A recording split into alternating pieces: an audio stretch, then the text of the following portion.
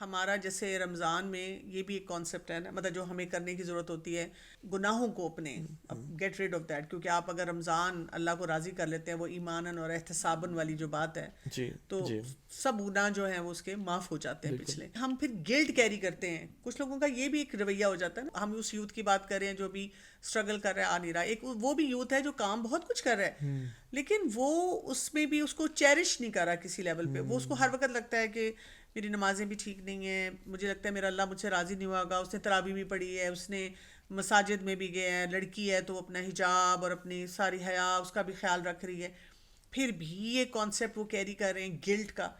امام ابن القیم الجوزی رحمہ اللہ کہتے ہیں کہ مومن نا ایک پرندے کی طرح، اس کے دو پر ہیں. ایک پر اس کا ہوپ ہے اور ایک پر اس کا فیئر ہے. المؤمن الایمان بین الخوف والرجاء، خوف فیئر کہ رب ناراض نہ ہو جائے، and hope in his mercy. نہ ہی ہوپ بہت زیادہ ہونا چاہیے، نہ ہی فیئر بہت زیادہ ہونا چاہیے، بیلنس میں آنا. یس اپنے گناہوں سے ڈرتے رہنا، بٹ اللہ کے غفور رحیم ہونے پہ بھی ٹرسٹ رکھنا اور اس سے اچھی امید رکھنا.